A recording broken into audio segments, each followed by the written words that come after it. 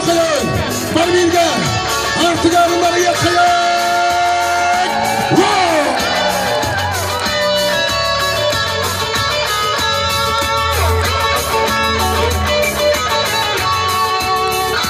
Yay! Mandıki garı bastın garı yastı.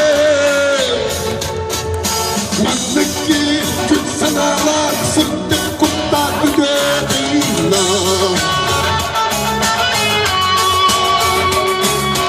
Ulan bana tuğla sürün bana sükkele. Senden kutlar göre ben bilen gören edebyen.